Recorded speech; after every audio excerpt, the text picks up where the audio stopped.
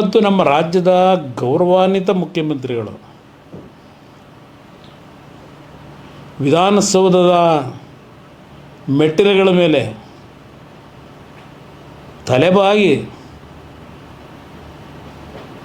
ತಲೆ ಇಟ್ಟು ರಾಜ್ಯದ ಜನತೆಗೆ ಸಂದೇಶ ಕೊಟ್ಟಂಥ ಒಬ್ಬ ಮುಖ್ಯಮಂತ್ರಿ. ಬಹುಶಃ ಕರ್ನಾಟಕ ರಾಜ್ಯದಲ್ಲಿ ಯಾರು ವಿಧಾನಸೌಧದ ಮುಂಭಾಗದಲ್ಲಿ ಕೆಂಗಾರರು ಕಟ್ಟಿಸಿರ್ತಕ್ಕಂಥ ವಿಧಾನಸೌಧದ ಮೇಲುಗಡೆ ಸರ್ಕಾರಿ ಕೆಲಸ ದೇವರ ಕೆಲಸ ಅಂತ ಬರೆದಿರ್ತಕ್ಕಂಥದ್ದು ನೋಡಿದ್ದೀವಿ. ಈ ರಾಜ್ಯದ ಮುಖ್ಯಮಂತ್ರಿ ಆದಂಥ ದಿನದಿಂದ ರಾಜಕಾರಣದಲ್ಲಿ ಅಧಿಕಾರದಲ್ಲಿ ಸಮಯವನ್ನು ತೆಗೆದುಕೊಂಡು ಏನು ತಗೊಂಡಿದ್ದಾರೆ, ಅಧಿಕಾರ ವಹಿಸ್ಕೊಂಡಿದ್ದಾರೆ.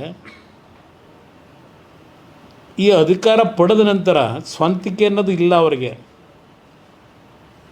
ವಿಧಾನಸೌಧದ ಮೆಟ್ಟಿಲ ಮೇಲೆ ತಲೆಬಾಗಿ ನಮಸ್ಕಾರ ಮಾಡಿದ್ದು ಅದು ಅವರ ಸ್ವಂತ, ಅವರಲ್ಲಿರ್ತಕ್ಕಂಥ ಗುಣ ಅಲ್ಲ. ಅದನ್ನು ಕಾಪಿ ಮಾಡಿದ್ದೇ ಇವ್ರ ಕೆಲಸ. ನರೇಂದ್ರ ಮೋದಿಯವರು ಈ ದೇಶದಲ್ಲಿ 2014ರಲ್ಲಿ ಪ್ರಧಾನಮಂತ್ರಿಗಳಾದಾಗ ಅವರು ಯಾವ ರೀತಿ ನಡ್ಕೊಂಡ್ರು ಅದನ್ನು ಇದರಲ್ಲೂ ಕಾಪಿ ಮಾಡಿದಂಥದ್ದು. ಬಹುಶಃ ನನಗೆ ಈ ಬಿಡದಿಯ ಟೌನ್ಶಿಪ್ ಇದೆಯಲ್ಲ, ಇದು ಸಹ ಅವರ ಒರಿಜಿನಲ್ ಯೋಜನೆ ಇಲ್ಲ ಅಂತ ಅವರೇ ಹೇಳಿದ್ದಾರೆ. ನಾನೇ ಪಿತಾಮಹ ಅಲ್ಲ, ನನ್ನ ಕನಸಿನ ಕೂಸು ಅಲ್ಲ. ಆಮೇಲೆ ಅದೇನೋ ಇನ್ನೊಂದು ಪದ ಬಳಸೋರೆ, ನನಗಿಂದೇನಿದು ಆಗಬೇಕಾಗಿಲ್ಲ ಇದೆಲ್ಲ ಹೇಳಿದ್ದಾರೆ. ನನಗೇನು ಆಗಬೇಕಾಗಿಲ್ಲ, ಪರವಾಗಿಲ್ಲ ಕೊಡಿಲ್ಲ. ಅದು ಸ್ವಲ್ಪ ಕೆಲವು ಪಾಯಿಂಟ್ ಆಮೇಲೆ ಹೇಳೋದಕ್ಕೆ ನಮಗೆ ಹಿಂಸೆ ಆಯ್ತದಲ್ಲಪ್ಪ. ಅವ್ರು ಅಷ್ಟೊಂದು ಚೀಟಿ ಇಟ್ಕೊಂಡು ಮಾತಾಡೋರು, ನಾನು 2 ಪೇಜ್ ಇಟ್ಕೊಂಡು ಬರೆದವ್ರು ಮಾತಾಡೋದು ಇಲ್ಲಿ ಹೇಳಿದ್ದಾರೆ.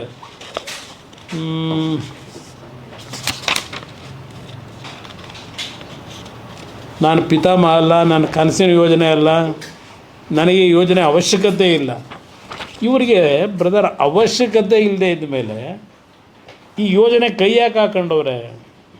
ಇವ್ರಿಗೆ ಅವಶ್ಯಕತೆ ಇಲ್ವಂತೆ, ಮತ್ತು ಯಾರಿಗೆ ಅವಶ್ಯಕತೆ ಇದೆ? ಇದು ಡೆಲ್ಲಿಲಿ ಅವ್ರನ್ನ ಕರ್ಕೊಂಡೋಗಿ ಕೂರಿಸೋರಲ್ಲ. ಈಗ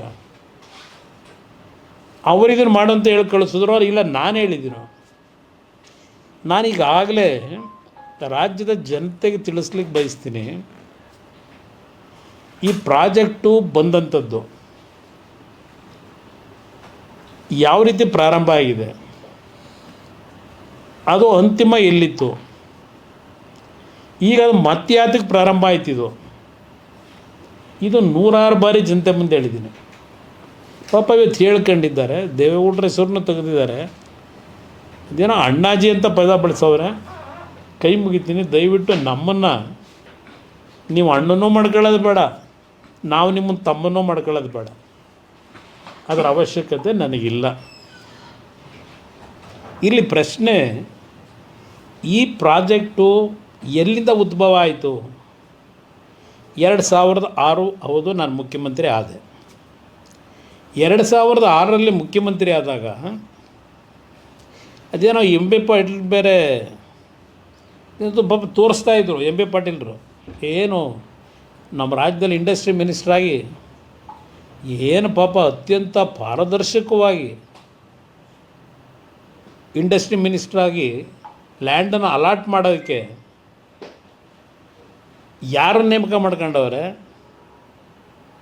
ನಾನು ಕಾಣದೇ ಇರೋದ? ನಾನು ಆ ಥರ ಯಾರನ್ನೂ ಏಜೆಂಟ್ ಇಟ್ಕೊಂಡಿರಲಿಲ್ಲ ನನ್ನ ಜೀವನದಲ್ಲಿ, ಇಟ್ಕೊಂಡೂ ಇರಲಿಲ್ಲ, ಇಟ್ಕೊಳ್ಳೋದು ಇಲ್ಲ. ಅದರ ಅವಶ್ಯಕತೆಯೂ ಇಲ್ಲ ನಮಗೆ. ಈ ಪ್ರಾಜೆಕ್ಟ್ ಶುರು ಮಾಡಿದಾಗ ಬೆಂಗಳೂರು ನಗರದಲ್ಲಿ ಇದ್ದಂಥ ಒಂದು ಒತ್ತಡಗಳು ಪಾಪ ಹೇಳಿದ್ದಾರೆ. ಕೃಷ್ಣ ಅವರ ಹೆಸರು, ವೀರಪ್ಪ ಮೊಯ್ಲಿ ಹೆಸರು, ಇವರೇ ಅದಿಂಥದ್ದು ಏರ್ಪೋರ್ಟಿಂದು ಭೂಮಿ ಅಕ್ವೈರ್ ಮಾಡಿ ದುಡ್ಡು ಕೊಟ್ರಂತ 6 ಲಕ್ಷ ಇದೆಲ್ಲ ಹೇಳ್ಕೊಂಡಿದ್ದಾರೆ. ಪಾಪ ಹಳೆದನ್ನೆಲ್ಲ ನೆನೆಸ್ಕೊಂಡಿದ್ದಾರೆ. ಶಿವಕುಮಾರ್ ಅವರೇ, ನೀವು ಅವತ್ತೇನು ಮಂತ್ರಿ ಆಗಿದ್ರಿ, ಆಗಿನ ಸರ್ಕಾರಗಳು ಮಾಡಿದಂಥ ಬೆಂಗಳೂರು ನಗರದ ಮೇಲೆ ಬಲಾತ್ಕಾರ ಏನು ಮಾಡಿದ್ರಿ ಆ ಭೂಮಿಗಳ ಮೇಲೆ? ಹೇಳಿದ್ರಲ್ಲ, ಈಗ ಅವತ್ತೆಲ್ಲ 1.5 ಲಕ್ಷಕ್ಕೆ 2 ಲಕ್ಷಕ್ಕೆ ಪಾಪ ರೈತರು ಭೂಮಿ ಕೊಟ್ಟುಬಿಟ್ಟಿದ್ರು. ಇವತ್ತು ಅವೆಲ್ಲ 50 ಕೋಟಿ ಬೆಲೆ ಆಗಿದೆ. ಇದೆಲ್ಲ ಹೇಳ್ಕೊಂಡು ಹೋಗಿದ್ದೀರಪ್ಪ. 50 ಕೋಟಿ ಬೆಲೆ ಆಗಿದೆ, ಇಲ್ಲ ಅಂತ ನಾನು ಹೇಳಲ್ಲ. ಅವತ್ತು 1.5 ಲಕ್ಷಕ್ಕೆ ನೀವು ಅಕ್ವೈರ್ ಮಾಡಿದ್ರೋ, 2 ಲಕ್ಷಕ್ಕೆ ಅಕ್ವೈರ್ ಮಾಡಿದ್ರೋ, ನಮ್ಮ ಹತ್ರ ರೈತರು ಯಾರೋ ಬಂದು ಈ ಥರ ಆಗಿದೆ, ನಮ್ಮನ್ನು ಇವತ್ತು ಭೂಮಿ ಉಳಿಸ್ಲಿಕ್ಕೆ ಬಂದು ಹೋರಾಟ ಮಾಡಿ ಅಂತ ನಮ್ಮನ್ನೇನು ರೈತರು ಅವತ್ತೇನು ಕರೆದಿರಲಿಲ್ಲ. ಆ ಒಂದು ಯೋಜನೆಗಳು ತಂದರಲ್ಲಪ್ಪ. ಬೆಂಗಳೂರು ನಗರ ಮುಂದಿನ 50 ವರ್ಷ, ಈಗ ಹೇಳ್ತಾ ಇದ್ದಾರಲ್ಲ, ಇದೇನೋ ಬೆಂಗಳೂರು ನಗರ ಬ್ರ್ಯಾಂಡ್ ಮಾಡ್ತೀನಿ, ಅದೇನೋ ಹೇಳ್ಕೊಂಡವ್ರಲ್ಲ ಎಲ್ಲ. ಈಗ ಬ್ರ್ಯಾಂಡ್ ಬೆಂಗಳೂರು ಮಾಡ್ತೀವಿ, ಅದೇನೋ ಬೆಂಗಳೂರು ಇದು ವಿಶ್ವಕ್ಕೆ ಮಾದರಿ ಮಾಡ್ತೀವಿ ಅಂತ ಹೇಳ್ತಾ ಇದ್ದೀರಲ್ಲಪ್ಪ. ಈಗ ಅವತ್ತು ಮಾಡಿದ್ರಲ್ಲ, ಸಿಂಗಾಪುರ ಮಾಡ್ತೀವಿ ಅಂತ ಹೇಳಿ ಆ ಬೆಂಗಳೂರು ನಗರ ಮುಂದಿನ 50 ವರ್ಷಕ್ಕೆ ಯಾವ ರೀತಿ ಆಗ್ಬೋದು ಅನ್ನೋದನ್ನು ಕಿಂಚಿತ್ತು ಯೋಚನೆ ಮಾಡಿದೆ. ಅವತ್ತು ನೀವು ಮಾಡಿದಂಥ ಬೆಂಗಳೂರಿನ ಅಭಿವೃದ್ಧಿ ಇದೆಯಲ್ಲ, ಅದರ ಫಲ ಇವತ್ತು ಬೆಂಗಳೂರಿನ ನಾಗರಿಕರು ಅನುಭವಿಸ್ತಾ ಇರ್ತಕ್ಕಂಥದ್ದು. ನಾನು ಆಕಸ್ಮಿಕವಾಗಿ ಮುಖ್ಯಮಂತ್ರಿ ಆದವನು. ಆ ಸಂದರ್ಭದಲ್ಲಿ ಬೆಂಗಳೂರಿನ ಪರಿಸ್ಥಿತಿಗಳನ್ನು ನೋಡಿ ಹಲವಾರು ಯೋಜನೆಗಳನ್ನು ತರಬೇಕು ಅಂತ ಮಾಡಿದ್ದು ನಿಜ. ನಾನು ಉದಾಹರಣೆಗೆ ಬೆಂಗಳೂರು ನಗರದಲ್ಲಿ ಒಂದು ಇನ್ನರ್ ಕೋರ್ ರಿಂಗ್ ರೋಡನ್ನು ಮಾಡಬೇಕು ಅಂತ ಹೇಳಿ ಸುಮಾರು 102 kilometre elevated road, inner core ರೋಡನ್ನು ಎಲಿವೇಟೆಡ್ ರೋಡನ್ನ ಮಾಡಬೇಕು ಅಂತ ಹೇಳಿ 2006ರಲ್ಲೇ ತೀರ್ಮಾನ ಮಾಡಿದ್ದೆ. ಇವತ್ತು ಯಾವೊಂದು ಗಾಳಿ ಆಂಜನೇಯ ಸ್ವಾಮಿ ಟೆಂಪಲ್ ಇದೆಯಲ್ಲ ನಮ್ಮ ಬ್ಯಾಟರಾಯನಪುರ ಅಂತೀವಿ, ನಮ್ಮ ಮೈಸೂರು ರೋಡ್ನಲ್ಲಿ, ಆ ವೆಸ್ಟ್ ಆಫ್ ಕಾರ್ಡ್ ರೋಡ್ ಪಕ್ಕದಲ್ಲಿ ಪ್ಯಾರಲಲ್ಲಿ ಆ ದೇವಸ್ಥಾನದ ಪಕ್ಕದಲ್ಲಿ ಡ್ರೈನೇಜ್ ಮೇಲೆ ಒಂದು ಫ್ಲೈಓವರ್ ಮಾಡಿದ್ದೀವಲ್ಲ, ಅದು ಒಂದು ಸಣ್ಣ ಯೋಜನೆ ಅಂತ ಪ್ರಾರಂಭ ಮಾಡಿದ್ರು, ಪೈಲಟ್ ಪ್ರಾಜೆಕ್ಟು. 142 ಕಿಲೋಮೀಟ್ರು ಬೆಂಗಳೂರು ನಗರದಲ್ಲಿರ್ತಕ್ಕಂಥ ಈ ಒಂದು ಕಾಲುವೆಗಳಿತ್ತಲ್ಲ, ರಾಜಕಾಲುವೆ, ಅದರಲ್ಲಿ ಎಲಿವೇಟೆಡ್ ಕಾರಿಡಾರ್ ಮಾಡಬೇಕು ಅಂತ ಹೇಳಿ ಎಲಿವೇಟೆಡ್ ರೋಡ್ಗಳು ಮಾಡಿ ಸ್ಕೂಟ್ರು, ಆಟೋಗಳು, ಸಣ್ಣ ವೆಹಿಕಲ್ಗಳು, ಕಾರ್ಗಳು ಓಡಾಡೋದಕ್ಕೆ 142 ಕಿಲೋಮೀಟ್ರ್ ಯೋಜನೆ, ಅದನ್ನು ಸಹ ಮಾಡಬೇಕು ಅಂತ ತೀರ್ಮಾನ ಮಾಡಿದ್ದವನು. 5 ಟೌನ್ಶಿಪ್ ಮಾಡಬೇಕು ಅಂತ ತೀರ್ಮಾನ ಮಾಡಿದವನು ನಾನೇ. ನಾನು ಇಲ್ಲ ಅಂತ ಎಲ್ಲೂ ಹೇಳಿಲ್ಲಪ್ಪ, ಗೌರವಾನ್ವಿತ ಮುಖ್ಯಮಂತ್ರಿಗಳೇ. ನಾನು 100 ಬಾರಿ ಹೇಳಿದ್ದೀನಿ, ನಾನೇ ಮಾಡಬೇಕು ಅಂತಕ್ಕಂಥ ಯೋಜನೆಯನ್ನು ತರಬೇಕು ಅಂತ ಹೊರಟವನು ಅಂತ ನಾನೇ ಹೇಳ್ತಾ ಇದ್ದೀನಿ. ವಿಧಾನಸೌಧ ನಮ್ಮ ಮುಖ್ಯಮಂತ್ರಿಗಳ ಕಚೇರಿ ಕೃಷ್ಣ ಈ ಯೋಜನೆ ಬಗ್ಗೆ ಚರ್ಚೆ ಮಾಡಿದಾಗ ನಮ್ಮ ಅಧಿಕಾರಿಗಳು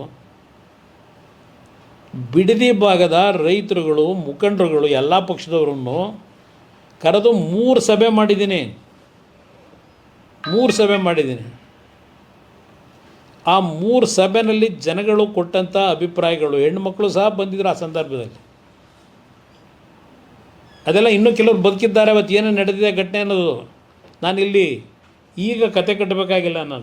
ಇದೆಲ್ಲ ನಡೆದಿರ್ತಕ್ಕಂಥದ್ದು, ಬದುಕಿದ್ದಾರೆ. ಆ ಸಂದರ್ಭದಲ್ಲಿ ಯಾವೊಂದು ಕೇಂದ್ರ ಸರ್ಕಾರ SEZ ಒಂದು ಆ್ಯಕ್ಟನ್ನು ತಂದರು 2005.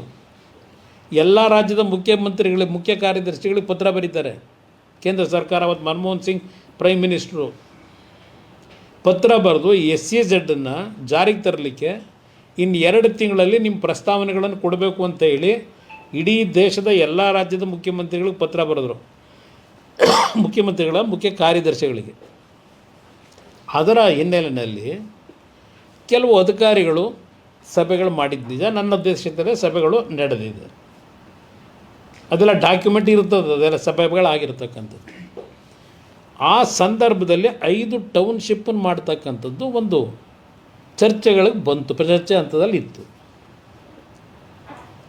ಆ 5 ಟೌನ್ಶಿಪ್ಗಳಲ್ಲಿ ಒಂದು ಪೈಲಟ್ ಪ್ರಾಜೆಕ್ಟನ್ನು ಬಿಡದಿ ಹತ್ರ ಮಾಡಬೇಕು ಅಂತಕ್ಕಂಥ ಒಂದು ತೀರ್ಮಾನಗಳನ್ನು ಅಧಿಕಾರಿಗಳ ಮಟ್ಟದಲ್ಲಿ ಏನು ಚರ್ಚೆಗಳಾಗಿದ್ದವು, ಅದರ ಮೇಲೆ ನಾನು ನಮ್ಮ ಮುಖ್ಯಮಂತ್ರಿ ಕಚೇರಿಗೆ ನನಗೆ ಮತ ಕೊಟ್ಟಂಥ ಜನರನ್ನು ಕರೆದಿದ್ದು.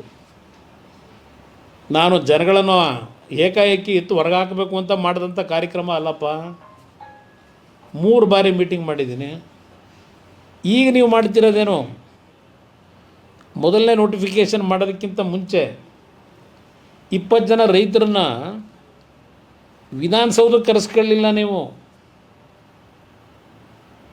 ನೀವು ಕರೆಸ್ಕೊಂಡಿದ್ದೆಲ್ಲಿಗೆ? ಸರ್ಕಾರದಲ್ಲಿ ಸುಳ್ಳು ದಾಖಲೆಗಳನ್ನು ಸೃಷ್ಟಿ ಮಾಡಿ ಕಟ್ಟಿದಿರಲ್ಲಪ್ಪ. ಒಂದು ನ್ಯಾಷನಲ್ ಎಂಥ ಸ್ಕೂಲ್ ಅದು? National public school. ಏನು ಪಾಪ ಜನಕ್ಕೆ ಚಾರಿಟಿ ಎಜುಕೇಷನ್ ಕೊಡ್ತಾ ಇರೋದು, ಅಲ್ಲಿ ಫ್ರೀ ಎಜುಕೇಷನ್ ಕೊಡ್ತಾವ್ರೆ.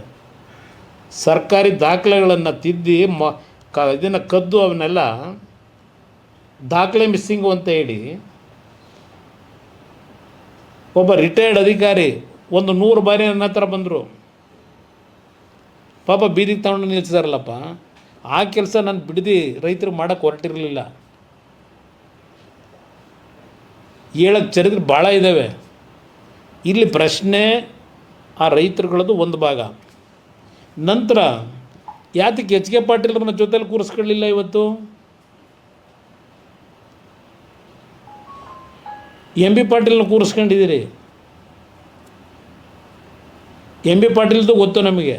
ಎಂ ಬಿ ಪಾಟೀಲೆಲ್ಲ ಸತ್ಯಶೋಧನಾ ಸಮಿತಿಯಲ್ಲಿ ಇದ್ದಿದ್ದು. ಅವತ್ತು ಸತ್ಯಶೋಧನಾ ಸಮಿತಿ ಚೇರ್ಮನ್ನು ನಿಮ್ಮ ಎಚ್ ಕೆ ಪಾಟೀಲ್ರು. ಎಲ್ಲಿದೆ ಆ ರಿಪೋರ್ಟು ಸತ್ಯಶೋಧನಾ ಸಮಿತಿದು? ಇಡೀ ಜನಗಳ ಮುಂದೆ. ಅದರ ಹಿನ್ನೆಲೆಯಲ್ಲಿ ವಿಧಾನಸಭೆಯಲ್ಲಿ ಚರ್ಚೆ ಆಯ್ತಲ್ಲಪ್ಪ. ಸಭೆಯಲ್ಲಿ ನೀನು ಭಾಗವಹಿಸಿದ್ದಲ್ಲಪ್ಪ. ನೀವು ಭಾಗವಹಿಸಿ ಏನೇನು ಚರ್ಚೆ ಮಾಡಿದ್ರಿ? ಶಿವಕುಮಾರು, ಸಿದ್ದರಾಮಯ್ಯ, ಮಲ್ಲಿಕಾರ್ಜುನ್ ಖರ್ಗೆ, ಧರ್ಮಸಿಂಗು, ಶ್ರೀರಾಮರೆಡ್ಡಿ, ಮಾಧುಸ್ವಾಮಿ,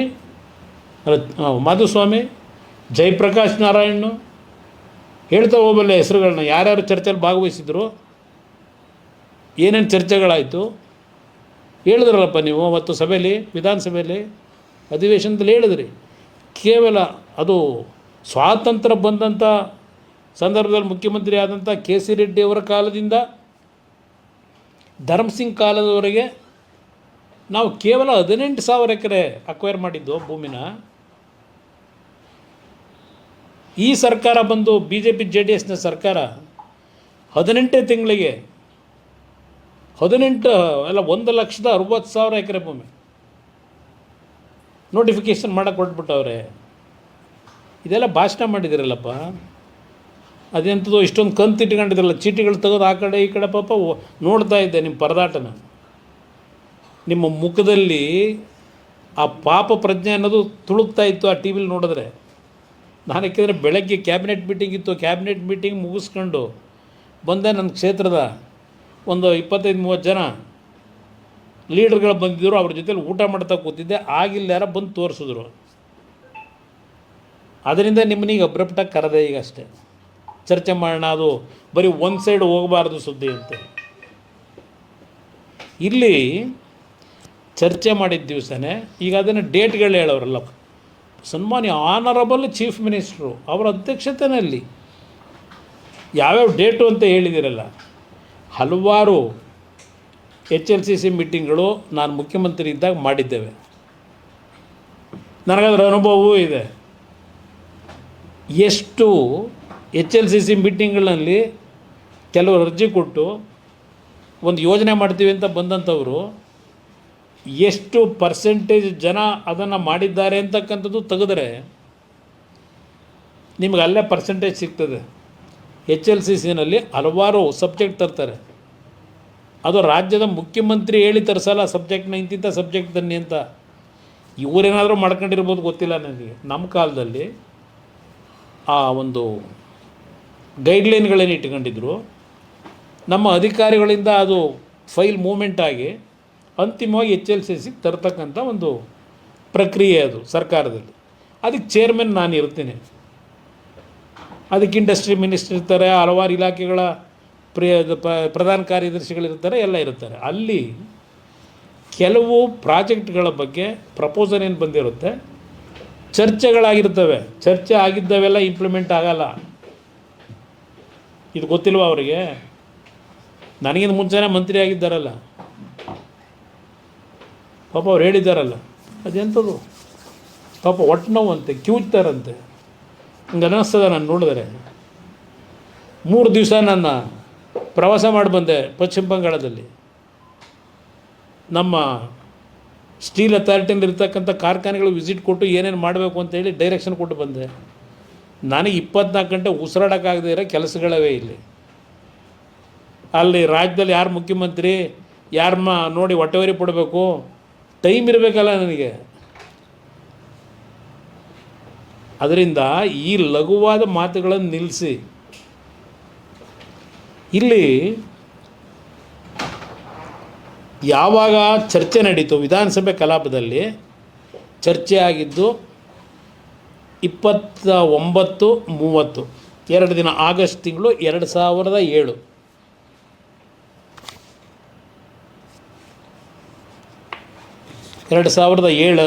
ಇದನ್ನು ಕೊಟ್ಟಿದ್ದೀನಿ ನಿಮಗೆ, ನನ್ನ ಮಾಧ್ಯಮದ ಸ್ನೇಹಿತರಿಗೆ ಇದೆಲ್ಲ ಕೊಟ್ಟಿದ್ದೀನಿ ನಾನು. ಇಲ್ಲೇ ಹೇಳ್ಬಿಡ್ತೀನಿ ನಿಮಗೆ.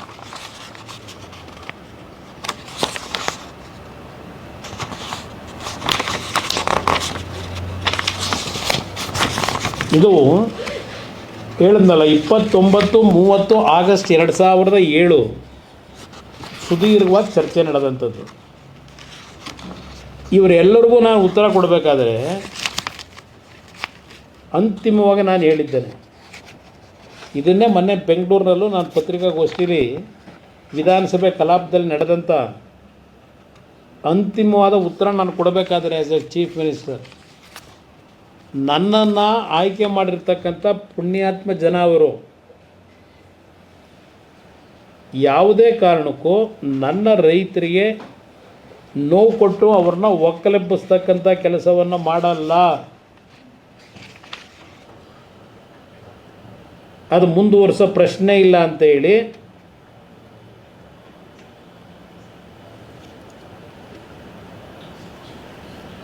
ಇಲ್ಲಿ ಹೇಳ್ತಿದ್ದೀನಿ. ಹೇಳಿದಾರಲ್ಲ HLCC ಮೀಟಿಂಗು ಹೇಳ್ತಾರೆ ನೋಡಿ, ಈ ಮಟ್ಟಕ್ಕೆ ರೈತರನ್ನು ಒಕ್ಕಲೆಬ್ಬಿಸಲಿಕ್ಕೆ ನೀವು ಹೊರಟಿದ್ದೀರಿ ಎಂದೇನು ಎಲ್ಲ ಸದಸ್ಯರುಗಳು ಹೇಳಿದ್ದಾರೆ. ನಾನು ಇಲ್ಲಿ ಒಂದು ವಿಷಯವನ್ನು ಹೇಳುವುದಕ್ಕೆ ಬಯಸುತ್ತೇನೆ. HLCCನಲ್ಲಿ ನಮ್ಮ ಸರ್ಕಾರ ಬಂದ ಮೇಲೆ ಏನು ತೀರ್ಮಾನವಾಗಿದೆ ಎಂದು ಹೇಳುವುದಕ್ಕೆ ಬಯಸುತ್ತೇನೆ. ಡಾಲರ್ಸ್ ಹೋಟೆಲ್ ಲಿಮಿಟೆಡ್ 17ನೇ ತಾರೀಕಿನ HLC ಮೀಟಿಂಗ್ನಲ್ಲಿ ಬಂದಿದೆ. Nature of approval, consent process, status of acquisition not commenced, whether consent letter submitted not yet, century retirement not yet, ಈ ಥರ ಎಲ್ಲ ಹೇಳ್ಕೊಂಡು ಹೋಗಿದ್ದೀನಿ. ಸ್ವೇಚ್ಛಾಚಾರವಾಗಿ ತೀರ್ಮಾನಗಳು ಆಗಿಲ್ಲ, ಆಗುವುದಕ್ಕೆ ಅವಕಾಶವನ್ನೂ ಕೊಟ್ಟಿಲ್ಲ. ಇದೆಲ್ಲ ಹೇಳಿ ನನ್ನ ರೈತರನ್ನ ಒಕ್ಕಲೆಬ್ಬಿಸ್ತಕ್ಕಂಥ ಪ್ರಶ್ನೆ ಇಲ್ಲ, ಅದನ್ನು ಸ್ಟಾಪ್ ಮಾಡ್ತೀವಿ ಅಂತ ಹೇಳಿದ್ದೀನಿ. 1ನೇ ತಾರೀಕು ಆಗಸ್ಟು 2007 ಡೇಟು ನನ್ನ ತಲೆಯಲ್ಲಿದೆ. ಆಮೇಲೆ ಈ DLFದು ಇವತ್ತು ಚರ್ಚೆ ಮಾಡಿದ್ದಾರೆ. ಪಾಪ DLF ಅವನು ಯಾವನ್ನ ಮುಖ ನೋಡಿಲ್ಲ ನಾನು. DLFದು ನಿಮ್ಮದು ಸಂಬಂಧ ಬಿಚ್ಚಣಂತೆ. ತಾವರೆಕೆರೆ ಹೋಬಳಿ ಅವನು ಯಾರೋ ಪಾಪ ಬ್ರಿಟಿಷರ ಕಾಲದಲ್ಲಿ ಬಂದಿದ್ದ ಫಾರಿನ್ನಿಂದ.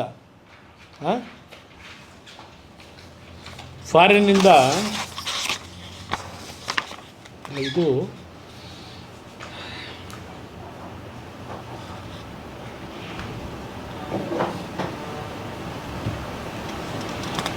ಇಲ್ಲ, ಇದೇನು ಬೇಡ ನಮಗೆ. ಇದು ನನಗೆ ಬೇಕಾಗಿರೋದು DLFದು. ನನ್ನ ಕಾಲದಲ್ಲಿ 100 ಕೋಟಿ 200 ಕೋಟಿ ಮತ್ತು 100 ಕೋಟಿ ಅಂತ ಎಲ್ಲ ಹೇಳ್ಕೊಂಡವ್ರೆ. ಈ ಪ್ರಾಜೆಕ್ಟನ್ನು ಚರ್ಚೆಗೆ ಬಂದಿದ್ದು ನಿಜ. ಈ ಪ್ರಾಜೆಕ್ಟು ಟೇಕ್ ಆಫೇ ಆಗಲಿಲ್ಲ. ಅದಕ್ಕೆ ಕಾರಣ ವಿಧಾನಸಭೆ ಕಲಾಪದಲ್ಲಿ ನಾನು ಹೇಳಿದ್ದೀನಿ, 1ನೇ ತಾರೀಕು ಆಗಸ್ಟು 2007ನೇ ತಾರೀಕಿನಂದು 2007ನೇ ಇಸ್ವಿ 1ನೇ ತಾರೀಕು 8ನೇ ತಿಂಗಳು ಆಗಸ್ಟ್ ನಾನು ಹೇಳಿರ್ತಕ್ಕಂಥದ್ದು ಈ ಪ್ರಾಜೆಕ್ಟನ್ನು ಮುಂದುವರಿಸಲ್ಲ, ನಿಲ್ಲಿಸ್ತೀವಿ ಅಂತ ಹೇಳಿದ್ದೀನಿ. ವಿಧಾನಸಭೆ ಕಲಾಪದಲ್ಲೇ ಬಿಡದಿದ್ದು, ನಾನು ಅದಕ್ಕೆ ಕನ್ಫೈನ್ ಆಯ್ತಿರೋದು ಬಿಡದಿದ್ದಕ್ಕೆ. ಆಮೇಲೆ ನಾನು ರಾಜೀನಾಮೆ ಕೊಟ್ಟಿದ್ದು 9 ಅಕ್ಟೋಬರ್ 2007 ರಾಜೀನಾಮೆ ಕೊಟ್ಟಿರೋದು. DLFದು ಮತ್ತು ಮುಂದೆ ಟ್ರಾನ್ಸಾಕ್ಷನ್ ಆಗಿರೋದು ಯಾವತ್ತು? ಬಹುಶಃ 27-29ನೇ ತಾರೀಕು ಮೇಲೆ ಆಗಿದೆ, ಅಕ್ಟೋಬರು. ಅದು ರಾಜ್ಯಪಾಲರ ಆಡಳಿತ, ನವಂಬರ್ ತಿಂಗಳಲ್ಲಾಗಿರೋದು. ರಾಜ್ಯಪಾಲರ ಆಡಳಿತ ಇದ್ದಾಗ ನನಗೆ ಸಂಬಂಧ ಇಲ್ಲದೆ ಇರೋದು. ನಾನಲ್ಲಿ ವಿಧಾನಸಭೆಯಲ್ಲಿ ಆಗಸ್ಟ್ 1ನೇ ತಾರೀಕು ಈ ಪ್ರಾಜೆಕ್ಟನ್ನು ನಿಲ್ಲಿಸ್ತೀವಿ ಅಂತ ಭಾಷಣದಲ್ಲಿ ಹೇಳ್ಬಿಟ್ಟಿದ್ದೀನಿ. ಇವರೆಲ್ಲ ನನ್ನ ಮೇಲೆ ಗದಾಪ್ರಹಾರ ಮಾಡಿದ್ರಲ್ಲ, ನಿಂತೋಗಿದೆ. ಆಮೇಲೆ ಮುಂದೆ ಬಂದಂಥ ಸರ್ಕಾರಗಳು ಏನೇನು ಮಾಡ್ಕೊಂಡ್ರೆ, ಈಗ 2007 ನಾನು ಅಧಿಕಾರ ಹಿಡ್ದಿರೋದು, ಇವತ್ತು ಎಷ್ಟು ವರ್ಷ ಆಯಿತು? 20 ವರ್ಷ ಆಯಿತು. 20 ವರ್ಷದಿಂದ ಏನು ಮಾಡ್ತಾಯಿದ್ರಿ? ಮಿಸ್ಟರ್ ಡಿ ಕೆ ಶಿವಕುಮಾರ್, ನಾನು ನಿಮ್ಮನ್ನು ಮುಖ್ಯಮಂತ್ರಿ ಅಂತ ನಾನು ಹೇಳಕ್ಕೆ ಸಿದ್ಧವೇ ಇಲ್ಲ. ಹೌದು, ಆ ರಾಜ್ಯಕ್ಕೆ ಇವತ್ತು ಅಂಥ ಚಿನ್ನದಂಥ ರಾಜ್ಯ ಅದು. ಈ ರಾಜ್ಯದ ಮುಖ್ಯಮಂತ್ರಿ ಅಂತ ಬಹುಶಃ ಜನವು ಇನ್ನೂ 170 ಭಾಗ ಜನ ಅಕ್ಸೆಪ್ಟ್ ಮಾಡ್ಕೊಂಡಿಲ್ಲ ನನ್ನ ಅಭಿಪ್ರಾಯದಲ್ಲಿ. ಮುಖ್ಯಮಂತ್ರಿ ಅಂತ ಹೇಳಲ್ಲ. ಮಿಸ್ಟರ್ ಡಿ ಕೆ ಶಿವಕುಮಾರ್, ನೀವು ನನ್ನ ಮೇಲೆ ಏನು ಆಪಾದನೆ ಮಾಡ್ತಾಯಿದ್ದೀರಿ? ಇದೇನೋ ಪೇಪರ್ಗಳು ಇಟ್ಕೊಂಡು ಏನೋ ಪಾಪ ಹೇಳ್ತಾ ಇದ್ದೀರಿ. ಪಕ್ಕದಲ್ಲಿ ಅಕ್ಕಪಕ್ಕದಲ್ಲಿ ಬೇರೆ ಕೂರಿಸ್ಕೊಂಡಿದ್ರಿ, ಅವ್ರು ಬೇರೆ ಕಿವಿಲಿ ಏನೋ ಹೇಳ್ತಾನೆ ಇದ್ದರು.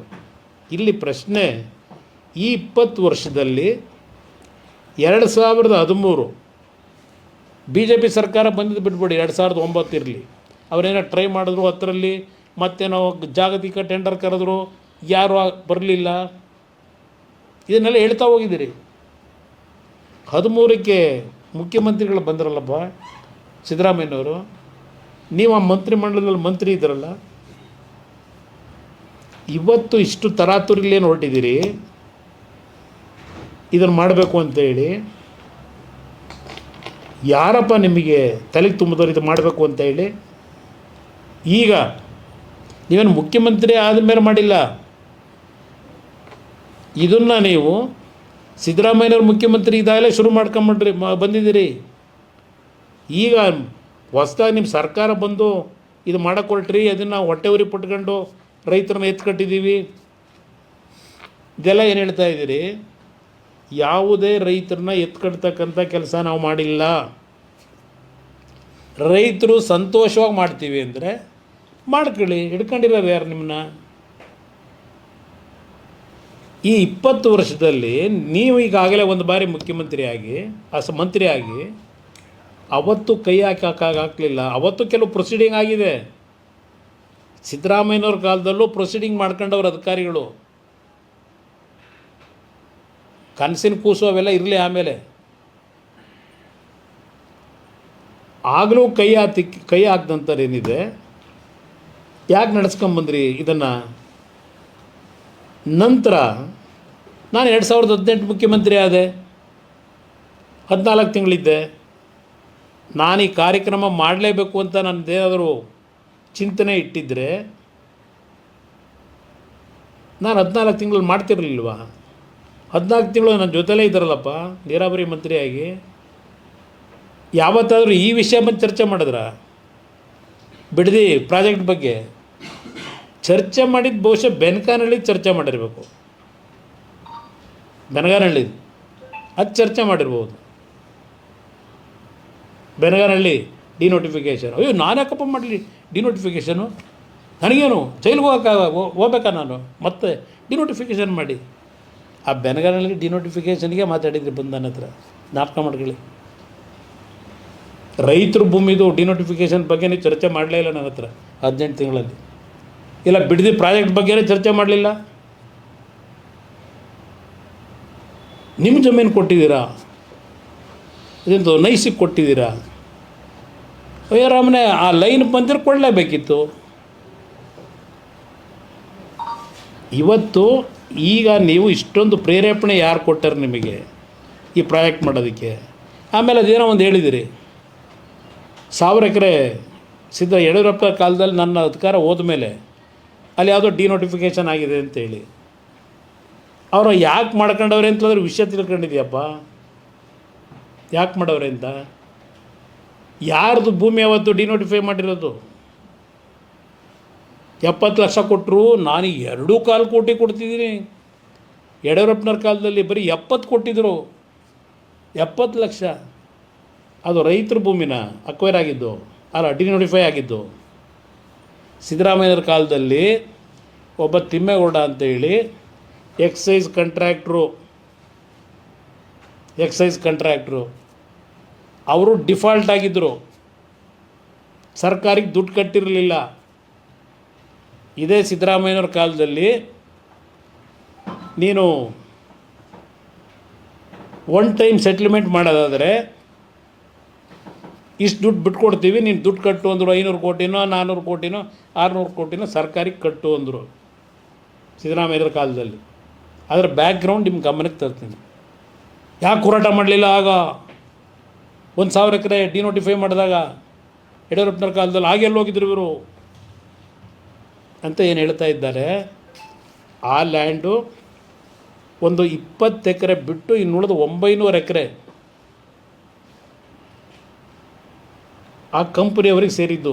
ಆ ತಿಮ್ಮೇಗೌಡರು ಅಂತ ಹೇಳಿದ್ನಲ್ಲ, ದುಡ್ಡು ಕಟ್ಟಿರಲಿಲ್ವಲ್ಲ ಅವರಿಗೆ ಒನ್ ಟೈಮ್ ಸೆಟ್ಲ್ಮೆಂಟಿಗೆ ಸಿದ್ದರಾಮಯ್ಯನವರು ಒಂದು ಅವಕಾಶ ಕೊಟ್ಟಿದ್ರಲ್ಲ, ವಿನಾಯಿತಿ.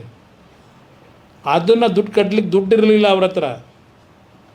ಅದಕ್ಕೆ ಹೋಗಿ ಸರ್ಕಾರದ ಮುಂದೆ ಅರ್ಜಿ ಹಾಕ್ಕೊಂಡು ಡಿನೋಟಿಫಿಕೇಷನ್ ಮಾಡಿ ಸರ್ಕಾರದಿಂದ ದುಡ್ಡು ತಗೊಂಡು ಸರ್ಕಾರಿ ದುಡ್ಡು ಕಟ್ಕೊಂಡವ್ರೆ. ಇದು ದೊಡ್ಡ ವ್ಯವಹಾರ. ಅಲ್ಲಿ ಯಾರು ರೈತರ ಭೂಮಿದಲ್ಲ ಡಿನೋಟಿಫೈ ಮಾಡಿದ್ದು. ರೈತರ ಭೂಮಿ ಎಲ್ಲಿಂದ ಮಾಡ್ತಾರೆ ಡಿನೋಟಿಫೈನ? ಇದೇ ನೀವಿದ್ದರಲ್ಲಪ್ಪ ಮಂತ್ರಿ ಸಿದ್ದರಾಮಯ್ಯರ ಕಾಲದಲ್ಲಿ, ಯಾವುದು ಅರ್ಕಾವತಿ ಲೇಔಟು. ಎಸ್.ಎಂ. ಕೃಷ್ಣ ಅವ್ರನ್ನೂ ಆಳಕ್ಕೆ ಬಿಡಲಿಲ್ಲ. ಎಸ್.ಎಂ. ಕೃಷ್ಣ ಅವರು ರಾಜ್ಯಸಭೆ ಮೆಂಬರ್ ಮಾಡಿದಾರೆ. ಯಾರ್ರೀ? ಸೋತ್ ಮನೇಲಿ ಕೂತಿದ್ರು. ಎಸ್.ಎಂ. ಕೃಷ್ಣ ಅವರನ್ನು 94ರಲ್ಲಿ ದೇವೇಗೌಡರು ಮುಖ್ಯಮಂತ್ರಿಯಾಗಿ ರಾಜ್ಯಸಭೆಗೆ ಅವ್ರು ಹೋಗಬೇಕಾದ್ರೆ ಈ ಮನುಷ್ಯಂದ ದೇವೇಗೌಡರು ಕೊನೆ ಹಂತಕ್ಕೆ ಹೋಗಿ ಅದು ಸೆಕ್ಯುಲರ್ ಜೀವನದಲ್ಲಿ ಅಳವಡಿಸ್ಕೊಂಬಂದು ನಿಮ್ಮನ್ನು ನಂಬಿ ಅವತ್ತು ಎಸ್.ಎಂ. ಕೃಷ್ಣ ಅವ್ರನ್ನ ಕಳಿಸಿದ್ದು ನೀನಲ್ಲ ಕಣಪ್ಪ. ಪಾರ್ಲಿಮೆಂಟ್ ರಾಜ್ಯಸಭೆಗೆ ದೇವೇಗೌಡರು ಕಳಿಸಿದ್ದು. ಹೊರಗಡೆ ನಾನು ಎಸ್.ಎಂ. ಕೃಷ್ಣ ಅವ್ರಿಗೆ ಬೆಂಬಲವಾಗಿ ನಿಂತು ಪಾಪ ಹೇಳ್ಕೊತಾರೆ. ಇದನ್ನೇ ನಾನು ಹೇಳ್ತಾ ಇರೋದು. ಯಾವ ಡಿನೋಟಿಫಿಕೇಷನ್ ಬಗ್ಗೆ ನೀವು ಹೇಳ್ತೀರಿ, ಆ ರೀಡು ಅಂತ ಮಾಡಿದ್ರಲ್ಲ ನೀವು ಮಂತ್ರಿ, ಸಿದ್ದರಾಮಯ್ಯವ್ರು ಮುಖ್ಯಮಂತ್ರಿ. ಅವತ್ತು ರೈತರ ಭೂಮಿನ ನೀವು ಡಿನೋಟಿಫೈ ಮಾಡಿದ್ದು ಎಲ್ಲ GPA ಹೋಲ್ಡರ್ಗಳನ್ನು ಮಾಡಿದ್ರಿ. ರೀಡು ಹೆಸರಿನಲ್ಲಿ 450 ಎಕರೆ ಅರ್ಕಾವತಿ ಲೇಔಟಲ್ಲಿ ಎಷ್ಟು ಸೈಟ್ ಕೊಟ್ಟರೋ ಗೊತ್ತಿಲ್ಲ. 3,800 ಎಕರೆನೇನೋ ಅಕ್ವೈರ್ ಮಾಡಿ ಕೊಟ್ಟಿದ್ದ ಸೈಟ್ ಎಷ್ಟು?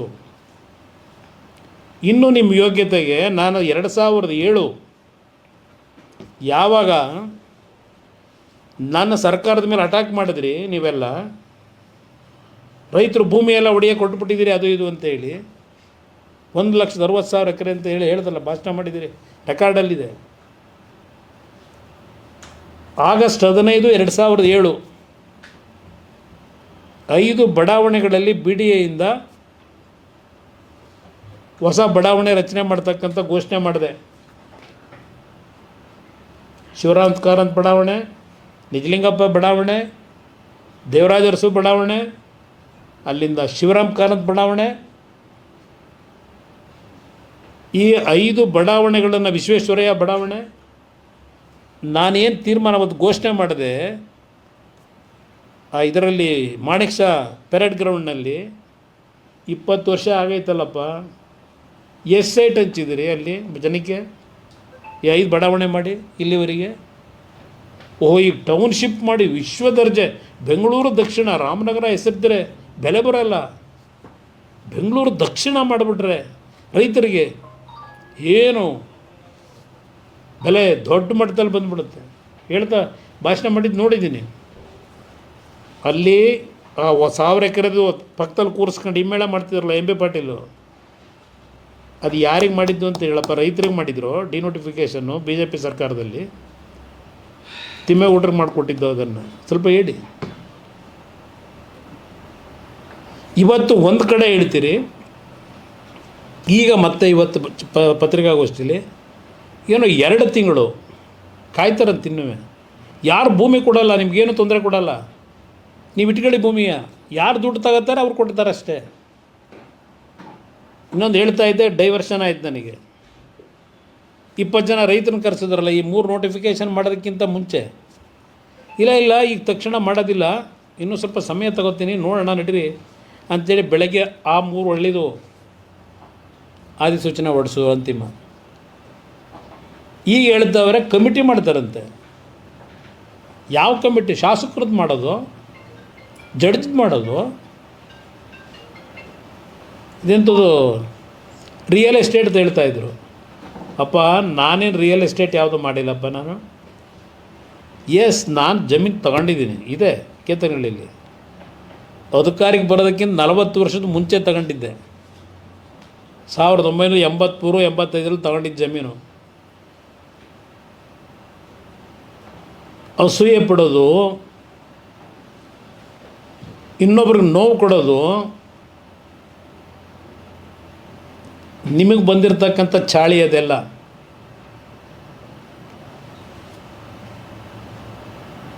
ಎಂಬತ್ತೈದನೇ ಇಸ್ವಿಲಿ ಖರೀದಿ ಮಾಡಿದ ಜಮೀನು ಅದೆಂಥದ್ದು 4 ಎಕರೆ ಒತ್ತುವರಿ ಆಗೋಗಿದೆ. ಇಡೀ ದೇಶದಲ್ಲಿ ಹೇಳ್ಕೊಂಬಂದಿದ್ದೀರಿ.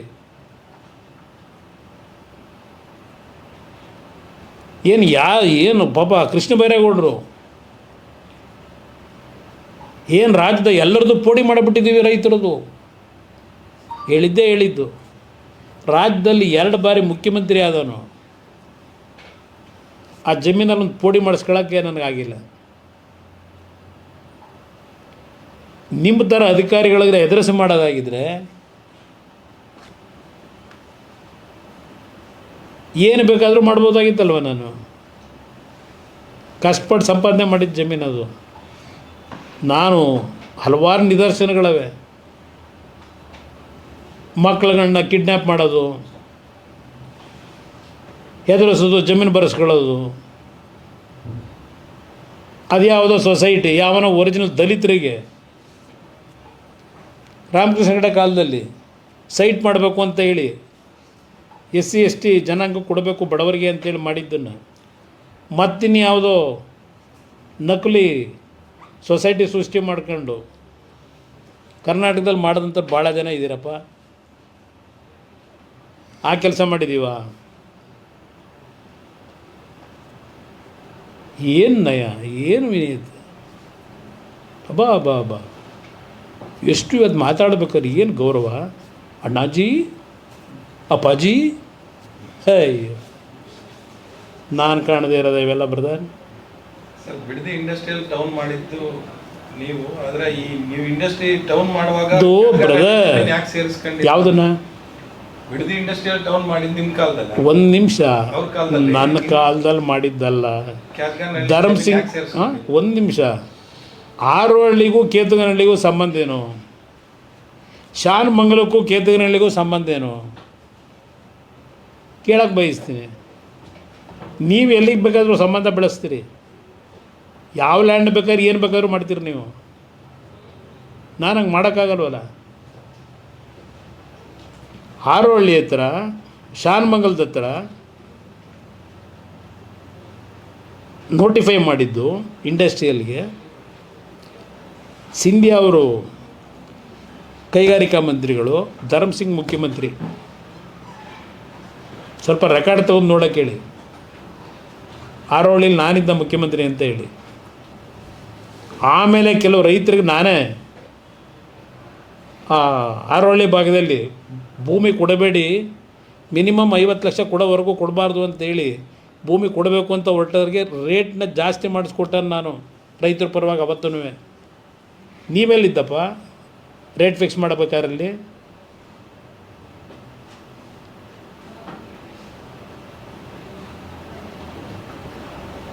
ಇಲ್ಲಿ ರೈತರು ಈಗ ಇವತ್ತೇನು ನಡೀತಾ ಇದೆ, ನನ್ನ ಹತ್ರ ಬಂದು ಕೆಲವು ಹಳ್ಳಿಯ ಒಂದು ಬೈರ್ಮಂಗಲ ಭಾಗದ ಯುವಕರು ಮತ್ತು ಹೆಣ್ಣುಮಕ್ಕಳು ಬಂದು ರಿಕ್ವೆಸ್ಟ್ ಮಾಡಿದ್ರು, ಈ ಥರ ಆಗ್ಬಿಟ್ಟಿದೆ ಅಣ್ಣ, ನಾವು ಕೊಡೋಕ್ಕೆ ತಯಾರಾಗಿಲ್ಲ, ಚೆನ್ನಾಗಿ ಬದುಕ್ತಾ ಇದ್ದೀವಿ, ನೀವು ಸೈಲೆಂಟಾಗಿದ್ದರೆ ಹಾಗೆ ನಮ್ಮ ಪರವಾಗಿ ಧ್ವನಿ ಎತ್ತಬೇಕು ಅಂತ ಬಂದು ಕೇಳಿದ್ರು. ಈಗ ಮೊನ್ನೆ ಜಂಗಮಕೋಟೆ ಅಲ್ಲಿಂದ ರೈತರು ಬಂದಿದ್ರು ನನ್ನ ಹತ್ರ, ಶಿಡ್ಲಘಟ್ಟದವರು. ಅವ್ರ ಜೊತೆ ಏನು ಮಾತಾಡಿ ಕಳಿಸಿದ್ದೀನಿ ಕೇಳಿ, ಶಿಡ್ಲಘಟ್ಟದಲ್ಲಿ ರೈತರಿಗೆ.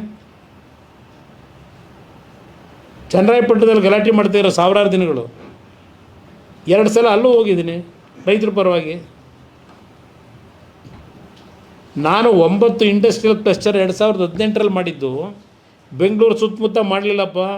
M B Patil, Kalaburagi, Bidar, Koppal, Chitradurga, Tumakuru, Chikkaballapur, Belagavi 9 industrial cluster ಎಲ್ಲವಪ್ಪ. ಈಗ ಕಸದ ಬುಟ್ಟಿಗೆ ಹಾಕಿದ್ದೀರಿ.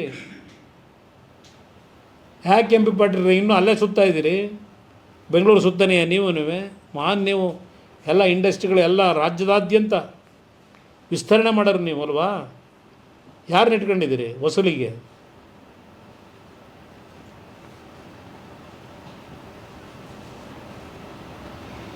ನಿಮ್ಮಿಂದ ನಾನು ಹೇಳಿಸ್ಕೋಬೇಕಾಗಿಲ್ಲ ಅಧಿಕಾರ ನಡೆಸೋದು ಹೆಂಗೆ ಅಂತೇಳಿ.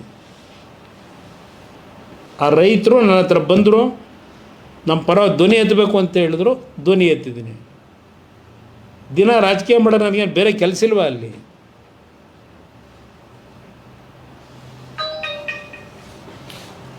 ಪಾಪ ಹೇಳಿದ್ದಾರೆ, ಪಾಪ ಹೆಣ್ಮಕ್ಳಿಗೆ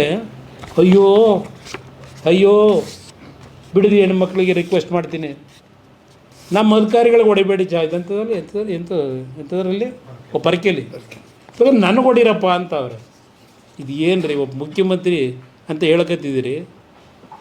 ಬಾಬಾ ಮುಖ್ಯಮಂತ್ರಿ ಬಾಯಲ್ಲಿ ಬರೋ ಮಾತಾ ಇದು, ಬಂದು ನನಗೆ ಬೇಕಾದ್ರೆ ಪರಕೆಯಲ್ಲಿ ಹೊಡಿಲಿ ಅಂತ. ಹೋಗಲಿ, ಯಾರಾದರೂ ಆ ಥರ ಹೇಳ್ತಕ್ಕಂಥದ್ದು.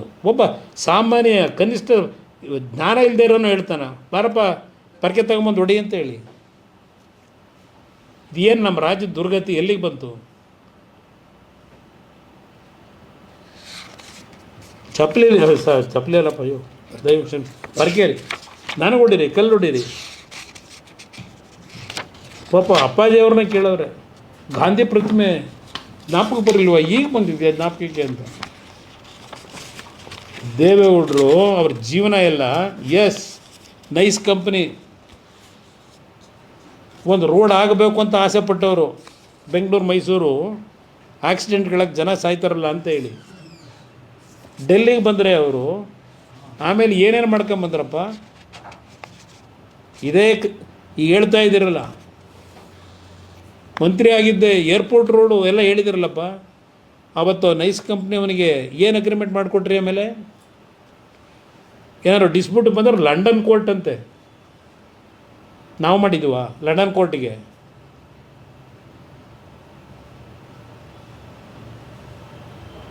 ಡಿನೋಟಿಫಿಕೇಷನ್ನು ನೈಸ್ ಕಂಪ್ನಿದು ಯಾರಿಗಾಗವೆ?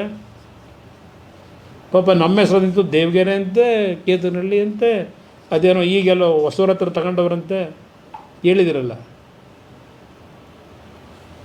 ನನ್ನ ಮಗ ಆಗಲೇ ಹೇಳ್ದ, 5 ಎಕರೆ ಬೇಕಾದ್ರೆ ದಾನ ಬರ್ಕೊಟ್ಬಿಡ್ತೀನಿ ಅಲ್ಲಿ ಡೆವಲಪ್ಮೆಂಟ್ಗೆ ಅಂತ. ಇದು ಇಲ್ಲಿ ಮಾಡಿದ್ದೀರಿ. ದೇವೇಗೌಡರು ಹೋರಾಟ ಎಷ್ಟು? ನೀವೇನು ಮಾಡಿದಿರಿ? ನೈಸ್ ಕಂಪ್ನಿ ಎಲ್ಲ ಇದನ್ನು ಹೊಡಿಲಿಕ್ಕೆ ಹೊರಟಿದ್ದೀರಿ. ಏನು ಅಲ್ಲಿ ಹೊಸಕೆರೆ ಎಳ್ಳೆ ಥರ ನಿಂತೈತೆ ಬೃಹದಾಕಾರವಾಗಿ, ಶೋಭಾಯಮಾನವಾಗಿದೆ. ಅಲ್ಲಿ NOC ಯಾರಪ್ಪ ಕೊಟ್ಟವರು? ಕಟ್ಟಿದಿರಲ್ಲ ಶೋಭಾಯಮಾನವಾಗಿ.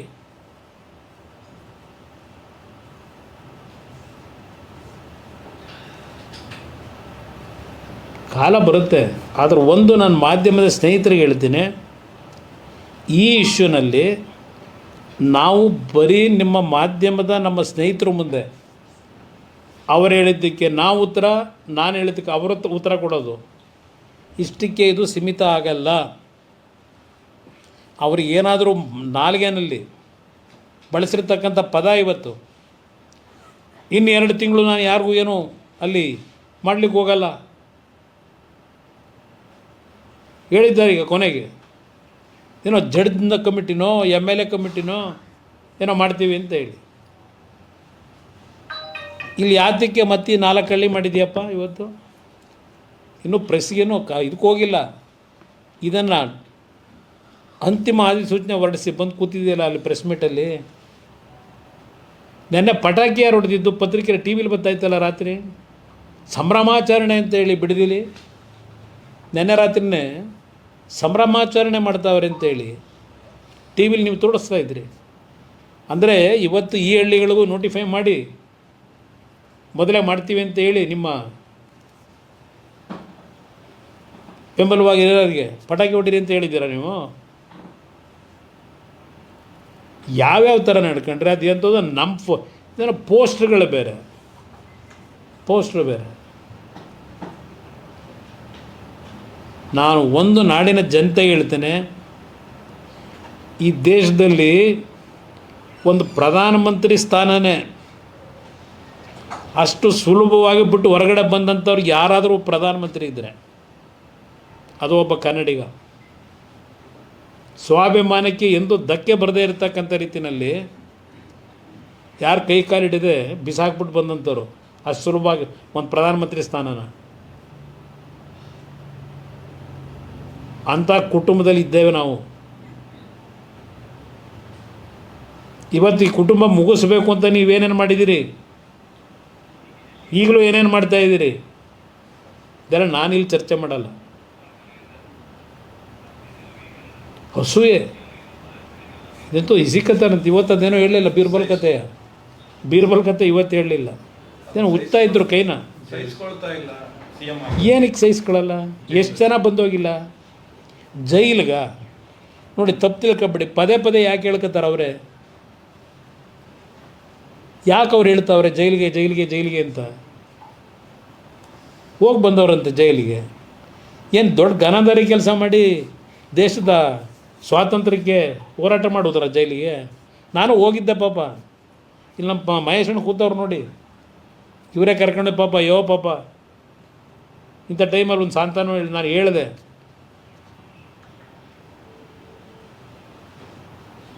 ಏನಕ್ಕೆ ಹೋದ್ರು ಜೈಲಿಗೆ? ಎಲ್ಲ ಜಯಿಸ್ಕೊತೀನಿ ಅಂತಾರೆ. ಯಾಕೆಂದರೆ ಸತ್ಯ ಹೊರಗೆ ಬರಬೇಕಲ್ಲ, ಯಾವತ್ತೋ ಒಂದು ದಿವಸ ಬರುತ್ತೆ. ಯಾತಕ್ಕೆ ಇವೆಲ್ಲ ನಡೀತಾ ಇದೆ ಅಂತೇಳಿ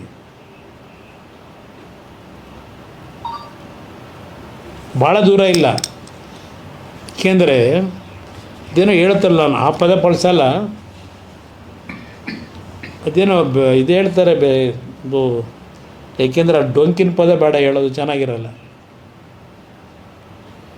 ಅವ್ರು ಬಂದಿರತಕ್ಕಂಥ ಬ್ಯಾಕ್ಗ್ರೌಂಡು ಸಾಕಷ್ಟೇ, ಬದಲಾವಣೆ ಮಾಡೋಕ್ಕಾಗುತ್ತಾ? ತೆನಾಲಿ ರಾಮಕೃಷ್ಣ ನಾನು ಹೇಳ್ಬೇಕಾಯ್ತದ ಕತೆ. ಅವ್ರು ಬೀರ್ಬಲ್ ಅಂತ ಹೇಳಿದ್ರು ಹೊಟ್ಟೆ ನೋವಿಗೆ. ತೆನಾಲಿ ರಾಮಕೃಷ್ಣ ಕರಿ ನಾಯಿ ಬಿಳಿ ನಾಯಿ ಮಾಡೋಕೆ ಹೋಯ್ತಾನಲ್ವ, ಅದೊಂದು ಕತೆ ಇದೆಯಲ್ಲ, ಮಾಡೋಕ್ಕಾಯ್ತದ? ಬಹುಶಃ ಸಾಕು ಅವ್ರಿಗೆ ಹೇಳೋದು. ನಾನು ಲಘುವಾಗಿ ಮಾತಾಡೋದು ನಿಲ್ಲಿಸಿ, ಆ ಮಾತಾಡಬೇಕಾದ್ರೂ ಆ ಮುಖದಲ್ಲಿ ಆ ಭಯ ಏನೋ ನೋವಂತೆ ಪಾಪ. ನೋವಿನಲ್ಲೂ ಮಾತಾಡ್ತಾವ್ರಂತೆ. ನೋವು ಪಡೋರು ಅಲ್ಲಿ ಕೂತವ್ರಲ್ಲಿ ಬೈರ್ಮಂಗಲದಲ್ಲಿ ಕಣ್ಣಲ್ಲಿ ನೀರು ಹಾಕೊಂಡ ಹೆಣ್ಮಕ್ಳು. ನಿಮಗೆ ಯಾವ ನೋವಿದೆ? ನಿಮಗಂಥ ನೋವು ನಿಮ್ಮ ಆ ಹೃದಯ ಕಟುಕು ಹೃದಯ ಅದು ನಿಮ್ಮದೆಲ್ಲ, ಅದರಲ್ಲಿ ಬಂದರೆ ಅಲ್ಲ ನೀವು. ನಿಮ್ಗೆ ಯಾವ ನೋವಾಯ್ತದೆ? ಅದರಿಂದ ಇವತ್ತು ನಾಡಿನ ಜನತೆಗೆ ಹೇಳ್ತೇನೆ, ಇದರಲ್ಲಿ ಯಾವುದೇ ರೀತಿಯ ರಾಜಕೀಯದ ಪ್ರಶ್ನೆ ಇಲ್ಲ. ನಮ್ಮ ಕಾಲದಲ್ಲಿ ನಾವು ಏನೇ ತಪ್ಪು ಮಾಡಿದ್ರು ಹುಡುಕಿದ್ದೀರಿ, ಹುಡುಕಿ ನನ್ನ ಮೇಲೂ ಹಾಕಿದ್ದೀರಿ ಕೇಸ್ಗಳು ಇದ್ದಾವೆ. ಆದರೆ ಮೆರಿಟ್ ಮೇಲೆ ನಡೆಸ್ತೀನಿ ಕೇಸ್ನ, ನ್ಯಾಯಾಲಯಕ್ಕೆ ಅಗೌರವ ಸಲ್ಲಿಸಲ್ಲ. ಹುಡುಕಿ ಏನಾದರೂ ಇದ್ದರೆ ಇನ್ನೂ ಏನದೇನು ಭಯ ಬೀಳಲ್ಲ. ಆದರೆ ಸುಳ್ಳು ಹೇಳೋದು ನಿಲ್ಲಿಸಿ ಅಷ್ಟೆ. ನಿಮಗೆ ಇಲ್ಲೇ ಹೇಳ್ತೀರಿ, ನನಗೇನ ಯೋಜನೆ ಬಗ್ಗೆ ಅವಶ್ಯಕತೆ ಇಲ್ಲ ನನಗೆ ಅಂತೇಳಿ ಹೇಳ್ತಿದ್ದೀರಿ. ಯಾರಿಗೆ ಅವಶ್ಯಕತೆ ಅಂತ ಈ ಅರ್ಜಿ ಹಾಕಿದ್ರಿ ನಿಮ್ಮ ಹತ್ರ? ಓಲಿ ಹಳ್ಳಿ ಜನವಾದರೆ ಕೇಳಿದ್ರಾ ಮಾಡಿಕೊಡಿ ಅಂತ? ಏನೋ ಕುಮಾರಸ್ವಾಮಿ ಕಾಲದಲ್ಲಿ 25 ಲಕ್ಷಕ್ಕೆ ಫಿಕ್ಸ್ ಮಾಡಿಬಿಟ್ಟಿದ್ದಂತೆ.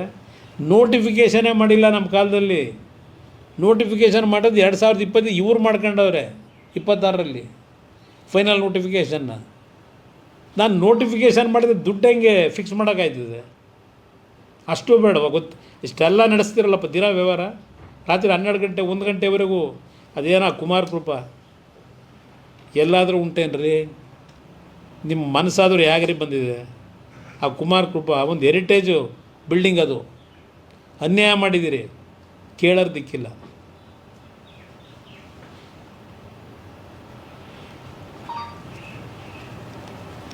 ಅದರಿಂದ ಏನಿವ ತರಾತುರಿ ಭಾಳ ವಿರಾವೇಶವೂ ಅಲ್ಲ, ಏನೂ ಅಲ್ಲ. ಅದು ಅಳುಕು ಮನಸ್ಸಿನಲ್ಲಿ. ಆ ಅಳುಕಿಂದ ನಿಮ್ಮ ಪತ್ರಿಕಾಗೋಷ್ಠಿ ಇದೆಯಲ್ಲ, ಅದರಿಂದ ನೀವೇನು ಸಾಧನೆ ಮಾಡೋದಿಲ್ಲ. ಇವತ್ತಿನ ಪತ್ರಿಕಾಗೋಷ್ಠಿ ಈ ರಾಜ್ಯದಲ್ಲಿ ಜನ ಆಗಲೇ ತೀರ್ಮಾನ ಮಾಡಾಗಿದೆ, ನೀವು ಯಾವ ದಿಕ್ಕಿನಲ್ಲಿ ಹೊರಟಿದ್ದೀರಿ ಅಂತ ಹೇಳಿ. ಶಾಶ್ವತ ಅಲ್ಲ, ಯಾರಿಗೂ ಶಾಶ್ವತ ಅಲ್ಲ. ನನಗೂ ಇಲ್ಲ, ಇನ್ನೊಬ್ರಿಗೂ ಇಲ್ಲ. ಕಾಲ ನಿರ್ಧಾರ ಮಾಡ್ತದೆ.